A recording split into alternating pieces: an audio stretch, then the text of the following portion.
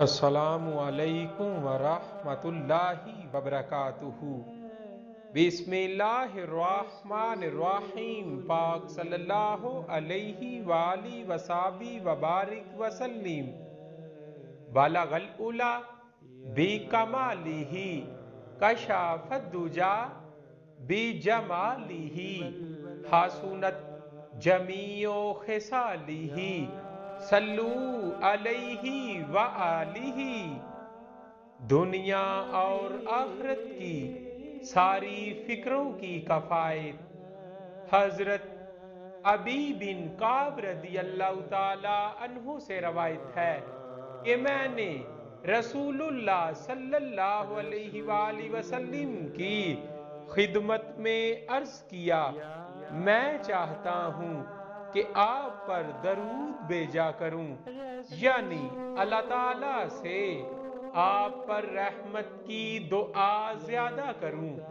آپ مجھے بتا دیجئے کہ اپنی دعا میں سے کتنا حصہ آپ پر درود کے لیے مخصوص کر دوں، یعنی میں اپنے لیے دعا کرنے میں جو وقت صرف کیا کرتا ہوں اس میں سے کتنا آپ صلی اللہ علیہ وآلہ وسلم پر درود کے لیے مخصوص کر دوں۔ آپ صلی اللہ علیہ وآلہ وسلم نے ارشاد فرمایا، جتنا چاہو۔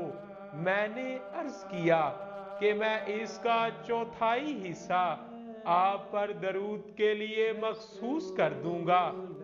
آپ صلی اللہ علیہ وآلہ وسلم نے فرمایا، جتنا تم چاہو، اور اگر زیادہ کرو گے تو تمہارے لیے بہتر ہوگا۔ میں نے عرض کیا، تو پھر میں اس کے لیے آدھا وقت مخصوص کرتا ہوں۔ آپ صلی اللہ علیہ وآلہ وسلم نے فرمایا، جتنا چاہو کر دو، اور اگر زیادہ کرو گے تو تمہارے لیے بہتر ہوگا۔ میں نے عرض کیا، تو پھر میں اس میں سے 2/3 وقت آپ پر درود کے لیے مخصوص کرتا ہوں۔ آپ صلی اللہ علیہ وآلہ وسلم نے فرمایا، جتنا چاہو کر دو، اور اگر زیادہ کرو گے تو تمہارے لیے خیر ہی کا باعث ہوگا۔ میں نے عرض کیا، پھر تو میں اپنی اس دعا کا سارا ہی وقت آپ صلی اللہ علیہ وآلہ وسلم پر درود کے لیے مخصوص کرتا ہوں۔